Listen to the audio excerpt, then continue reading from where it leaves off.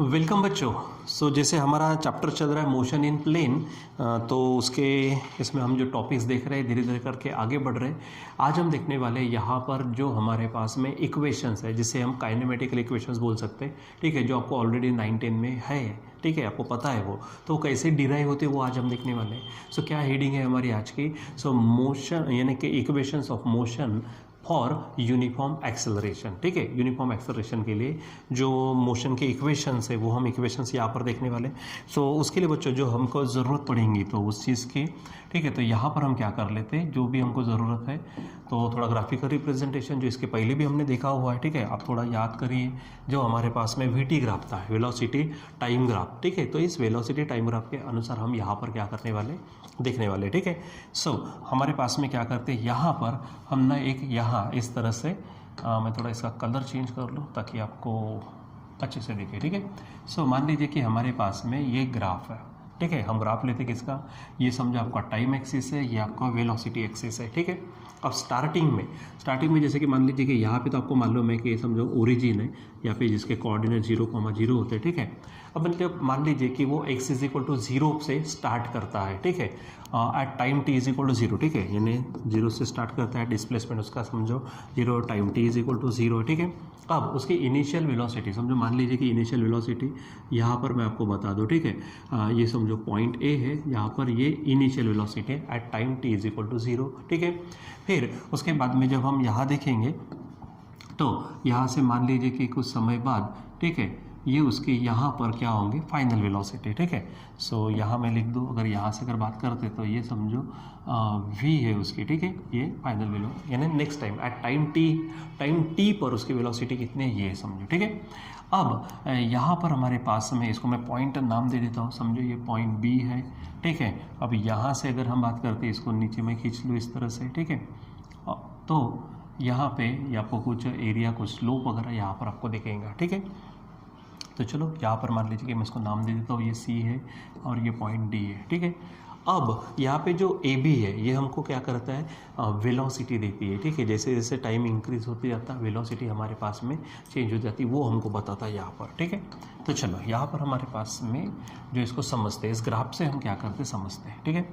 सबसे पहले वेलोसिटी और टाइम ग्राफ है, ठीक। आपको मालूम है जब हमने यहाँ पर पढ़ा था, ठीक है, कहा था मैंने जो स्लोप है, स्लोप बच्चों आपको क्या देता है, एक्सेलरेशन। स्लोप आपको क्या देता है, एक्सेलरेशन देता है। और जो एरिया अंडर कर्व है वो आपको क्या देता है, डिस्प्लेसमेंट देता है, ना चेंज इन डिस्प्लेसमेंट बोलो, डिस्प्लेसमेंट ये देता है।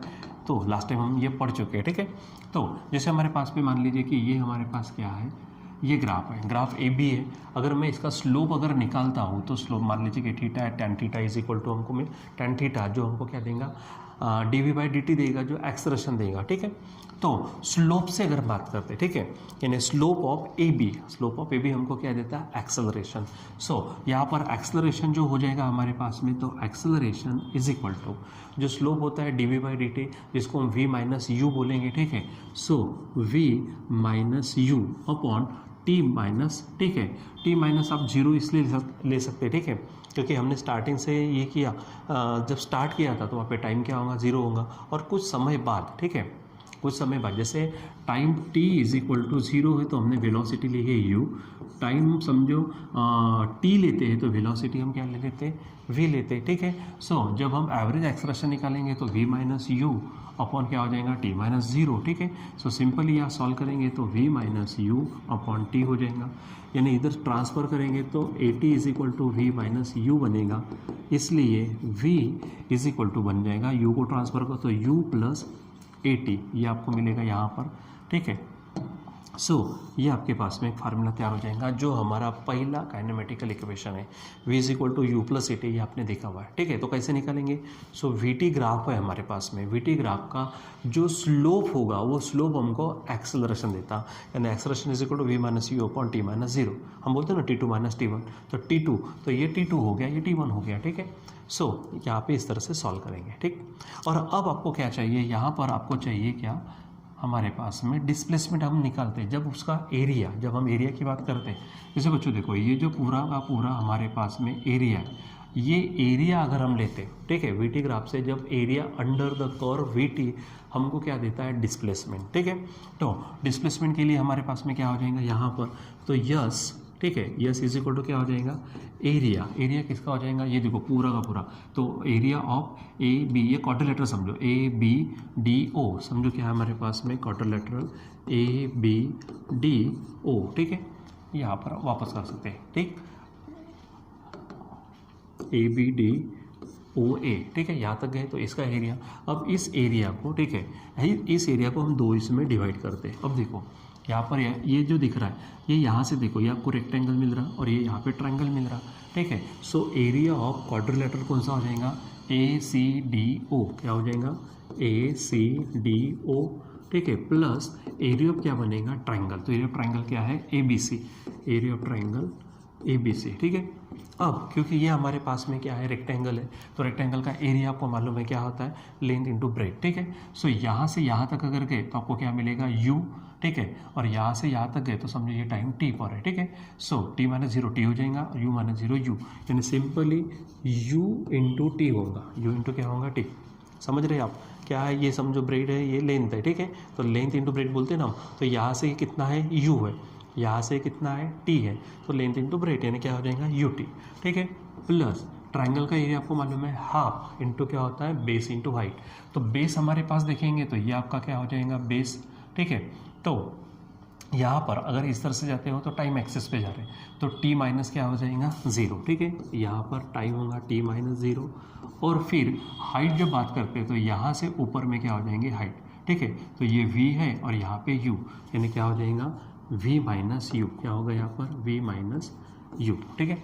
अब इसको आप क्या करो, अच्छे से सॉल्व कर दो, ठीक है, यानी क्या हो जाएगा, यहाँ पर सॉल्व करेंगे तो ये आपके पास यू टी है प्लस, ठीक है, अब ये हो गया आपका half T, T minus zero T होगा, और ये v के जगह पे ये वैल्यू रख दो, सो u प्लस ए टी रखेंगे, माइनस ऑलरेडी u है, यहाँ पे u और u कैंसिल होगा, सो सिंपली बचेगा क्या, यू टी प्लस हाफ, अब देखो ये ए टी और ये t है, यानी हाफ ए टी स्क्वेयर हो जाएगा, तो ये बच्चों आपका डिस्प्लेसमेंट हो गया इस तरह से, ये ध्यान में रखना, ठीक है। तो ये हमारे पास में क्या हो गया, यहाँ पर ये वेलोसिटी है हमारे पास में, ठीक है, फाइनल वेलोसिटी हम बोलते हैं ना, final velocity is equal to initial velocity plus a t, a acceleration है, यहाँ पर s is equal to u t plus half a t square, ये हमारे पास में फार्मूला था, ठीक है। सो आप इसको अच्छे से ध्यान में रखो, ये हमारे पास सेकंड इक्वेशन हो गया, ये हमारे पास क्या हो गया, सेकंड इक्वेशन, ठीक है। चलो अब यहाँ पर क्योंकि एक्सेलरेशन कैसा है, एक समान है, एक्सेलरेशन क्या है हमारे पास, एक समान है, तो जो वेलोसिटी होंगी कॉन्स्टेंटली लीनियरली क्या होंगे, इंक्रीज होते रहेंगे, ठीक है। सो अब हम क्या करते हैं, यहाँ पर हम फिर से डिस्प्लेसमेंट को यहाँ पर निकालते हैं, ठीक है। तो आपको मालूम है हमारे पास में एवरेज वेलोसिटी का फार्मूला, ठीक है। सो क्या बोलेंगे, v average is equal to क्या हो जाएगा, v average is equal to displacement upon क्या बोलते हैं, टाइम, ठीक है, यानी सिंपली हमारे पास में एस इज इक्वल टू क्या हो जाएगा, वी एवरेज, ठीक है, अपॉन क्या होगा, टाइम हो जाएगा, ठीक है। अब वी एवरेज हमारे पास में तो किस तरह से निकालेंगे हम, ठीक है, तो वी एवरेज हमारे पास में है, सो ठीक है, तो भी एवरेज वेलोसिटी हमको निकालना है, तो एवरेज वेलोसिटी का फार्मूला जो है तो ये फाइनल वेलोसिटी प्लस इनिशियल बोलो अपॉन 2 बोलो, एवरेज निकालते ना, जैसे दो चीज़ों की अगर एवरेज निकालना है तो दोनों की सम कर दो, एवरेज का फार्मूला है हमारे पास, सम ऑफ स्कोर्स अपॉन जितने नंबर होंगे उतने, तो जैसे हमारे पास में दो वेलोसिटीज़ हैं, एक फाइनल वेलोसिटी समझो v है और ये इनिशियल वेलोसिटी u है समझो, तो दोनों के एवरेज निकालेंगे तो क्या हो जाएगा, v प्लस यू अपॉन, ठीक है, v प्लस यू अपॉन क्या हो जाएगा 2, ठीक है। अच्छा एक छोटा सा यहाँ पे हमारा, यहाँ पे थोड़ी सी हमारी गड़बड़ी हुई, कौन सी, हमको s निकालना है ना, तो s इज इक्वल टू क्या हो जाएगा, v एवरेज इंटू टी होगा, सॉरी हाँ, यहाँ पे इंटू टी हो जाएगा, और v एवरेज निकालेंगे तो क्या हो जाएगा हमारे पास में v प्लस यू या फिर u प्लस वी बोलेंगे अपॉन 2 इंटू टी हो जाएगा, ठीक है। चलो अब इसको सॉल्व करते हैं, आगे बढ़ते हैं यहाँ पर। सो यहाँ पर हम इसको ना थोड़ा एडजस्ट करते, तो ये v है प्लस u, ठीक है, अपॉन 2 तो है ही, हम ऊपर में क्या करते हैं, v माइनस यू से मल्टीप्लाई करते हैं, तो जब ऊपर करेंगे तो नीचे भी करना पड़ेगा, तो v माइनस यू से मल्टीप्लाई किया, साथ में कौन है हमारे पास, t है, ठीक है। चलो अब इसको सॉल्व करो, सो ऊपर में क्या हो जाएगा हमारे पास, देखो v plus you v minus you, यानी फार्मूला होगा v square minus you square, बोलो फटाफट, ये 2 होगा, यहाँ पर है v माइनस यू और ये टी नीचे आ जाएगा इस तरह से, ठीक है। चलो अब यहाँ पर ना आप सॉल्व करो तो क्या हो जाएगा, ये v square minus u square upon ये ट्वाइस है, देखो v minus u upon t, v minus u upon t, यहाँ पर अगर देखो तो v minus u upon t का मतलब क्या है, एक्सेलरेशन, यानी यहाँ पर ए हो जाएगा, ठीक है। और इधर में क्या है एस, ठीक। अब क्रॉस करेंगे तो क्या हो जाएगा, twice a s is equal to v square minus u square, ये हमारे पास फार्मूला है, ठीक है। और इसको थोड़ा सा अगर हम क्या करते हैं, इधर में साइड में लिख देता हूँ मैं, ठीक है, अच्छे से इसको सॉल्व करते तो वी स्क्वेयर को अकेला कर दो तो v square is equal to u square इधर आएगा, सो यू स्क्वेयर ऑलरेडी उधर में ट्वाइस ए एस है, ये हो जाएगा, ठीक है। और इसीलिए हमारे पास ये फार्मूला होगा, ठीक है।